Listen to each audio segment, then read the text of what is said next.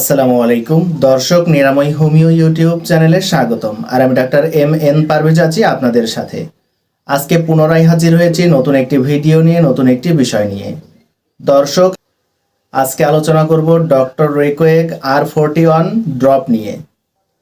দর্শক, খোলাখুলি একটা কথা বলি, অনেক পুরুষ আছেন যারা যৌন দুর্বলতায় ভুগছেন কিন্তু কাউকে বলতে পারেন না।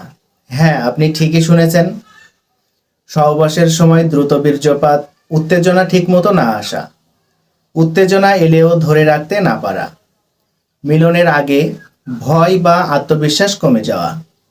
এই সমস্যাগুলো যদি আপনার জীবনে থাকে, আজকের ভিডিও আপনার জন্য।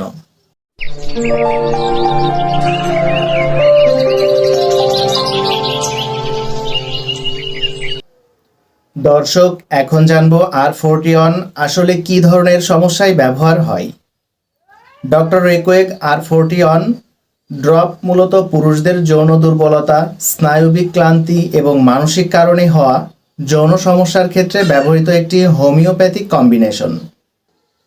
এটি সাধারণত বিবেচনা করা হয় যখন দ্রুত বীর্যপাত, উত্তেজনা ঠিকমতো না হওয়া, যৌন মিলনের সময় শক্তি ধরে রাখতে না পারা, স্বপ্নদোষ বেশি হওয়া, অতিরিক্ত যৌন চিন্তার পর দুর্বলতা, হস্তমৈথুনের দীর্ঘ অভ্যাসের পর ভেঙে পড়া শরীর, সহবাসের আগে নার্ভাসনেস, এগুলো যদি কার্যকরী সমস্যা হয়, মানে বড় শারীরিক রোগ না থাকে, তখন R41 ভালো কাজ করতে পারে।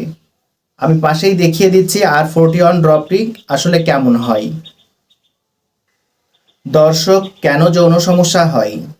খোলামেলা বলি, আজকাল অধিকাংশ যৌন সমস্যা 3টা কারণে দেখা যায়: অতিরিক্ত মানসিক চাপ, পর্ণ আসক্তি, অতিরিক্ত হস্তমৈথুন। এর ফলে স্নায়ু দুর্বল হয়ে যায়, আত্মবিশ্বাস কমে যায়, আর শরীর সাড়া দিতে চায় না। R41 মূলত এই স্নায়বিক দুর্বলতার দিকেই কাজ করে। R41 কি ভায়াগ্রার মতো? দর্শক, অনেকেই প্রশ্ন করেন, R41 কি ভায়াগ্রার মতো? উত্তর না, এটি তাৎক্ষণিক উত্তেজক নয়। এটি ধীরে ধীরে স্নায়ুর শক্তি বাড়ায়, মানসিক ভয় কমায় এবং আত্মবিশ্বাস ফিরিয়ে আনে। যারা চান আজ খেলাম আজই কাজ, তাদের জন্য এটি নয়। দর্শক, যারা চান স্থায়ী উন্নতি, তাদের জন্য এটি একটি বিবেচ্য মেডিসিন। দর্শক, এই পর্যায়ে জানবো এটির সঠিক ডোজ কি। সাধারণ ডোজ 10 থেকে 15 ফোঁটা আধা কাপ পানিতে দিনে 3 বার, খাবার 20 থেকে 30 মিনিট আগে খেতে হবে। কমপক্ষে 4 থেকে 6 সপ্তাহ চালাতে হবে। দীর্ঘদিনের সমস্যা হলে 2 থেকে 3 মাস পর্যন্ত পর্যবেক্ষণে চলতে পারে। দর্শক, এখন জানবো কারা খেলে ভালো ফল পেতে পারেন। বয়স 20 থেকে 50-এর মধ্যে, মানসিক কারণে যৌন দুর্বলতা, দ্রুত বীর্যপাত, মিলনের সময় আত্মবিশ্বাস কম।